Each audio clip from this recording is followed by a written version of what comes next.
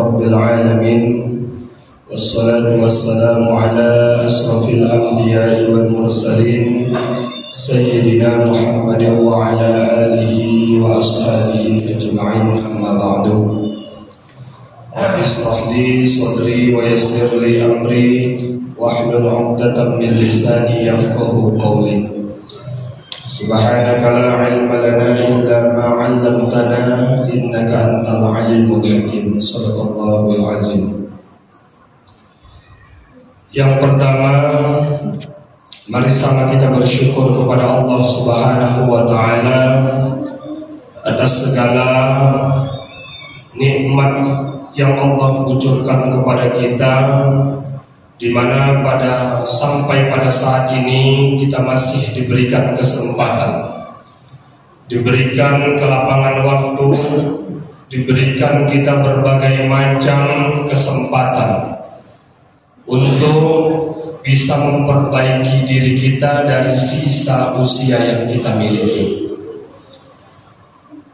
Allah Subhanahu wa taala memberikan usia kepada kita sampai hari ini masih panjang, masih berlebih, bukan karena kita sehat, bukan juga kita masih muda, bukan karena kita terpaut dengan obatan-obatan apapun itu bentuknya, tapi karena Allah menginginkan kita, menunggu kita, memberikan kesempatan kepada kita untuk senantiasa muhasabah diri kita, mengkaji diri kita. Dengan usia yang kita miliki, seiring bertambah usia yang kita miliki, apa yang harus kita lakukan sebagai seorang hamba kepada Khalik yang menciptakan hamba. Maka kalau kesadaran itu tak ada, berarti ada masalah masih dalam keimanan. Maka senada dengan itu, kajian kita pada malam hari ini yang sangat singkat mengantarkan kita salat qiyamul lail atau tarawih, nasihat Rasulullah sallallahu alaihi wasallam kepada kita melalui Abu Dzar Al-Ghifari. Apa katanya? Ada 4 nasihat, paling tidak malam ini hanya 1 saja.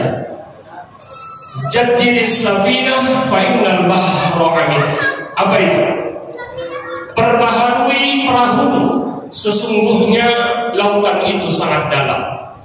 Kata-kata kiasan ini agaknya memberikan kita pesan yang sangat luar biasa. Kita diibaratkan kehidupan ini macam sebuah perahu.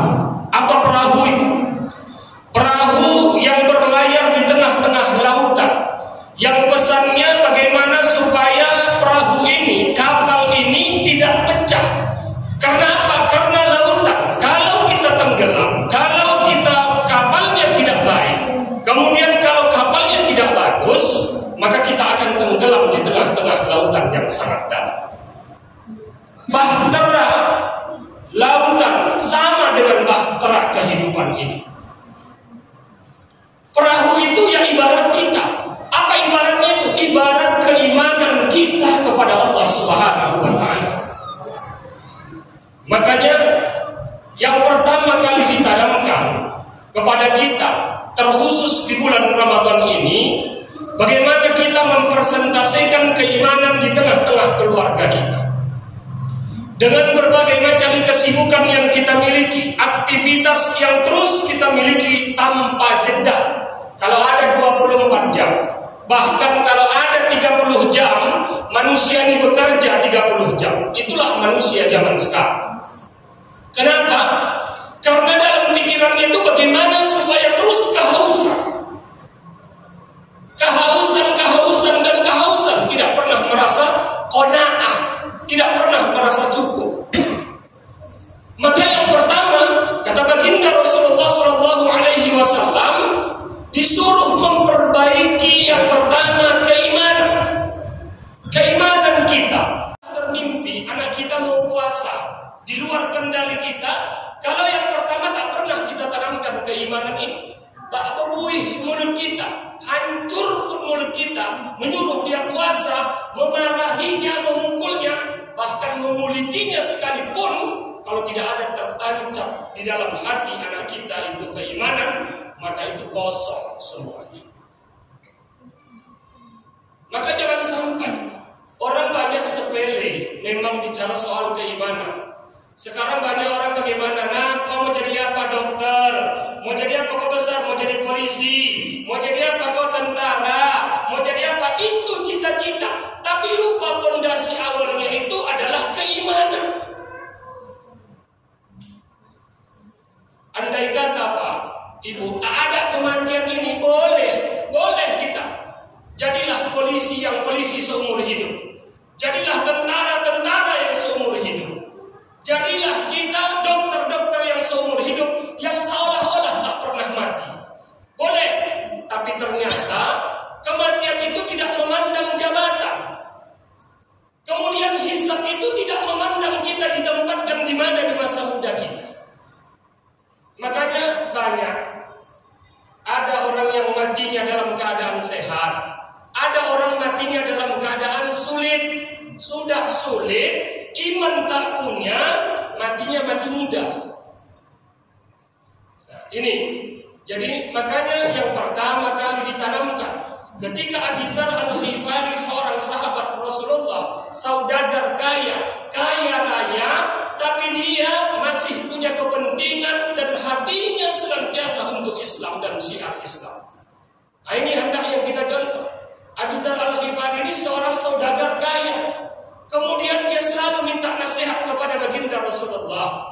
Makanya nasihatnya itu dimintanya, "Ausani ya Rasulullah, berikan aku nasihat yang cemerlang kali ini ya Rasul." Maka diberikan yang pertama, Rasulullah tanamkan keimanan. Karena apa?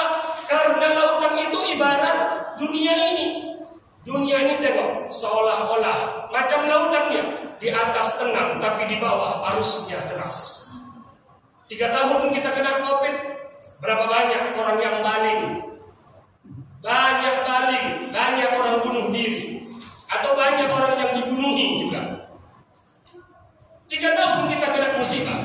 Apakah kemungkinan itu gak akan terjadi? Mungkin di kemudian hari.